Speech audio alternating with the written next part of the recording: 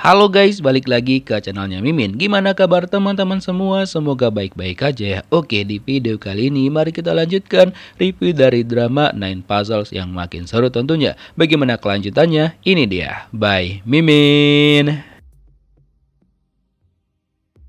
Akhirnya Ina memutuskan sekitar jam 23:15 pergi ke apartemennya Hansem tempat ibunya tinggal. Terus ditanyalah sama Ina apakah Hansem ada di rumah ataupun tidak. Ibunya Hansem mengatakan bahwa dia nggak tinggal bersama Hansem. So pada hari itu juga kebetulan Hansem nggak ada berkunjung ke rumahnya dia. Ina bilang oke lah nggak apa-apa karena dia datang sengaja karena Hansem itu nggak mengangkat teleponnya dia. Terus tiba-tiba Ina tuh lupa parkir di mana ya kan. Dia cari-carilah mobilnya. By the way, mobilnya ini itu berwarna merah karena dia suka banget warna merah. Nah, terus dia lihat ada mobil warna merah parkir, tapi bukan mobilnya dia. Dan ketika dia mendekat ke mobil itu, dia melihat ada sesuatu di sana.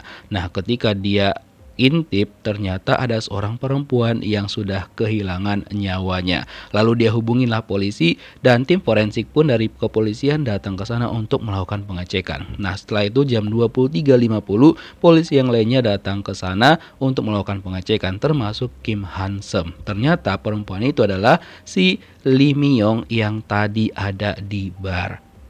Dan karena penasaran, Hansen bertanya kepada orang-orang di sana siapakah yang menemukan Lim Yong itu terlebih dahulu.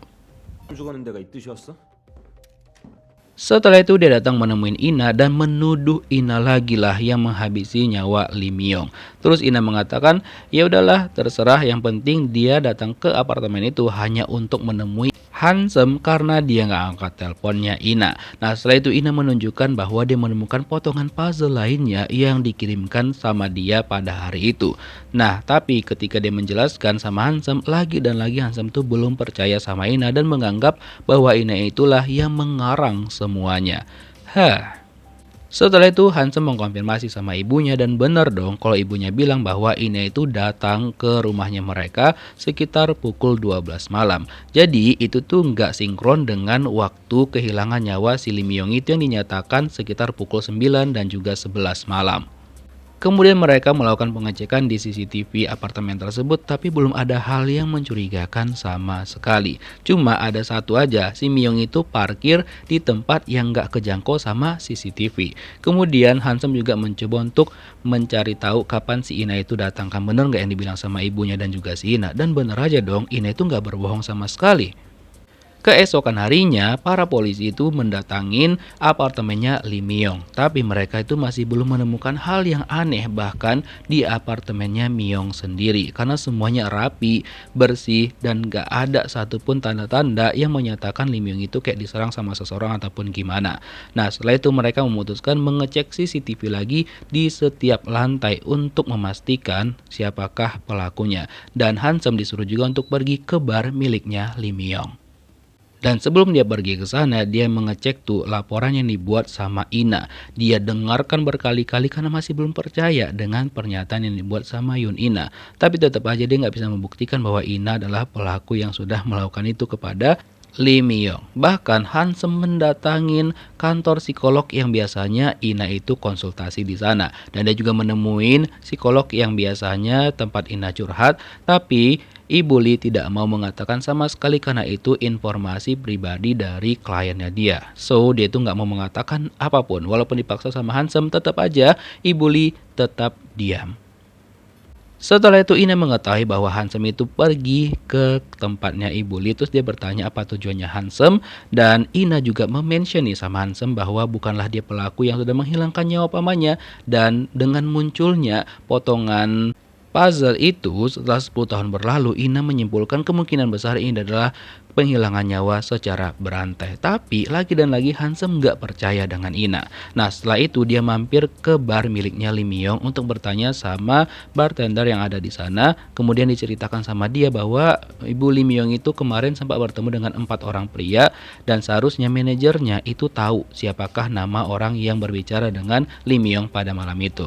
Terus Hansem nanya apakah dia kenal dengan Ina. Si bartender bilang enggak tahu karena Ina juga nggak pernah datang ke sana sama sekali.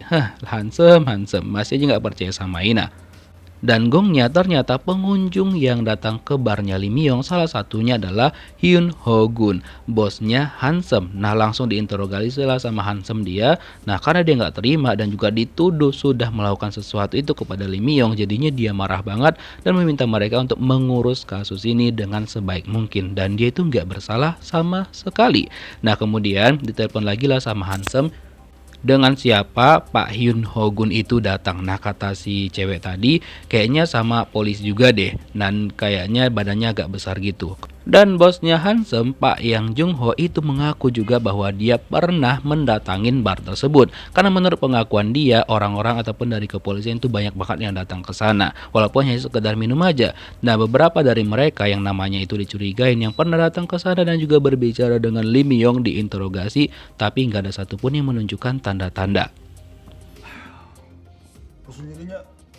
Dan ternyata Ina juga cukup curiga dengan Hyun Ho Gun. Terus diajaklah kepala kepolisian mereka itu bertemu dan menanyakan, karena kan dia itu yang terakhir menelpon Lee Myung, tapi dia tetap aja beralibi. Dan Ina menanyakan apakah dia kenal dengan pamannya dan juga Lee Myung, tapi dia itu nggak ngejawab sama sekali. Ya udah, Ina cuma nanyain itu aja dan dia tahu kalau misalkan kepala kepolisian mereka itu berbohong.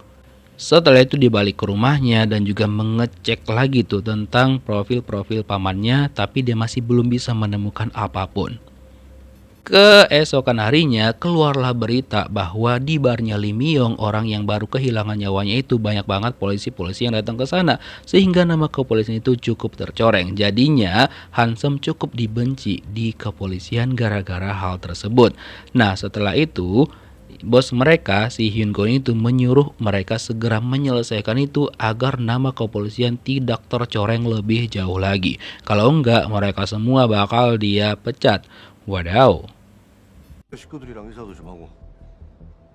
Setelah itu Hansem pergi menemuin Tae Dong Soo yang dicurigain teman Hyun Go Un itu ketika dia menemuin si Lee Myung. Nah tapi ketika ditanya tuh tentang Lee Myung, dia bilang dia nggak tahu sama sekali dan dia juga kesana cuma untuk mesen minuman doang gitu. Jadi ya dia nggak bersalah sama sekali dong tentang hal tersebut. Dan dia juga nggak terima kalau misalkan Hansem mencurigai dia telah menghabisi nyawa Lee Myung. Pokoknya dia nggak ada ikut campur dengan masalah tersebut. Setelah itu Hansem melapor sama bosnya bahwa untuk saat ini masih belum ada hal yang mencurigakan dari orang-orang di kepolisian juga. Cuma kata Pak Yang Jong Hu bahwa ada satu hal yang agak aneh. Kartu akses ke rumahnya Lee Myung itu hilang. Nah kemungkinan besar pelakunya adalah orang yang kenal dengan Lee Myung. Sementara itu Ina masih berpikir keras nih untuk menyelesaikan teka-teki dari puzzle yang dia temukan. Terus dia mencoba mengulik-ngulik tentang Lee Myung sama pamannya. Kemungkinan besar ada kesamaan di antara kasus tersebut. Nah kemudian setelah diselesaikan sama Ina, ternyata ya dia masih belum menemukan apapun tentang hal tersebut.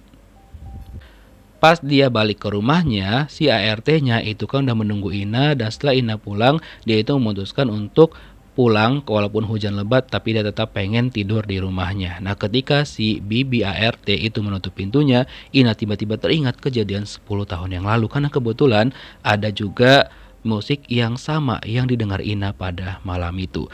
Dia ingat bahwa ternyata ada orang di belakang dia yang memperhatikan Ina, yang kemungkinan besar adalah orang yang menghabisi nyawa pamannya. Jadi Ina diam aja dan gak mau melaporkan itu kepada kepolisian karena dia belum tahu siapakah orang tersebut. Karena kalau misalkan dia bilang, nyawa dia yang bakal terancam. So, kira-kira bagaimanakah kelanjutan kisahnya? Kita lihat di next episode. Thank you for watching guys. See you next video. Bye-bye.